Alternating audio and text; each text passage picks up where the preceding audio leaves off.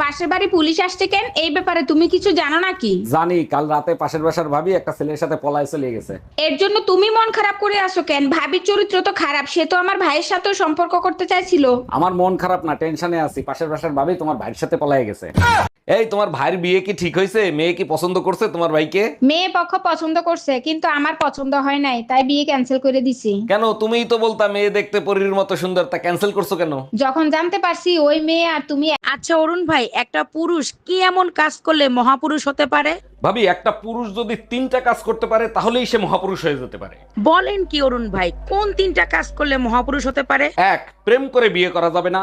2, ফ্যামিলির কথায় বিয়ে করা যাবে না। 3, নিজেকে কন্ট্রোল করতে হবে, বিয়ে করা যাবে না। আচ্ছা, সত্যি করে একটা কথা বলবা, তোমার প্রথম ভালোবাসা কে ছিল? তোমার কাছে মিথ্যা বলে আমার কোনো লাভ আছে? আমার প্রথম ভালোবাসা আমার বাবা ছিল। সব মেয়েরাই বাবাকে ভালোবাসে। আর তোমার দ্বিতীয় ভালোবাসা কে ছিল? দ্বিতীয় ভালোবাসা আমার সন্তানরা। আরে বাবা আর সন্তানের মাঝখানে যে ভালোবাসাটা ছিল সেটা কে ছিল? ওটা ভালোবাসা ছিল না, ওটা আমার জন্য দুর্ঘটনা ছিল। কিরে, তোর স্কুল স্যার আমাকে রাস্তায় দেখে অজ্ঞান হয়ে গেল কেন? হইছে কি, তোর মরার কথা কইয়া 1 সপ্তাহ ছুটি আনছে। হ্যাঁ, কে? আমরা সিআইডি থেকে এসেছি। কি দরকার? আপনার সঙ্গে একটু কথা বলা প্রয়োজন।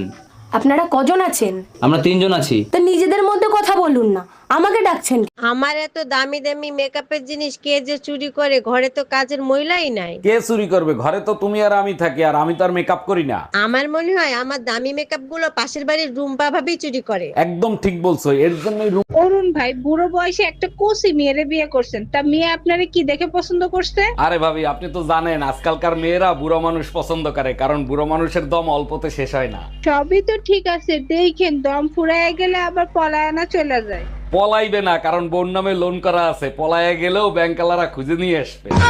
পাগল হইছো কেন পাইয়া আমারে? পাগল হব না কেন? বিয়ে করে আনছি কি তোমার রূপ দেখার জন্য? বাড়াবাড়ি করো যদি থাকবো না ঘরে। তুমি একবার যাইয়ে দেখো, 4টে বিয়ে কিন্তু ফরজ।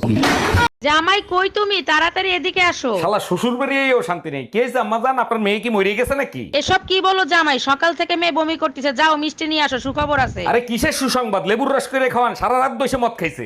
অনেকদিন তো ফোনে কথা বললাম, তোমার কি আমার সাথে দেখা করতে ইচ্ছে করে না? ইচ্ছে তো আমারও করে, যদি তোমার বউ টের পেয়ে যায়। আরে তোমারে তো বলাই হয় নাই, আমার বউ তো 3 বছর আগেই মারা গেছে। আমি মারা গেছি আর আমি জানি না? তুই আজকে বাসায় আয়। এই রুম্পা, আমি পূজোর মার্কেট করতে আসছি, তোমার জন্য কি আনবো বলো? তোমার চয়েস অনেক ভালো, তোমার যা ভালো লাগে তাই নিয়ে এসো। লাল কালো শাড়ি পরা একটা মেয়ে পছন্দ হয়েছে, নিয়ে আসবো? তোমার পছন্দ হলে নিয়ে এসো, আর আমার জন্য একটা সাদা শাড়িও নিয়ে এসো।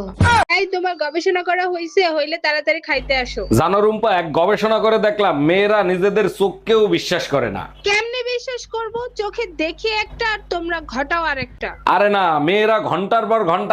এই জানো, স্কুলের ম্যাডাম তার ছাত্ররা বিয়ে করছে। সর্বনাশ। আচ্ছা, আইফোনে যদি নোকিয়ার পিন দিয়ে চার্জ দেওয়া হয় তাতে কি কোনোদিন চার্জ হবে? বোকার মতো কথা বলো কেন? তাতে কি কোনোদিন চার্জ হবে? তাইলে ম্যাডামের এখন কি হবে?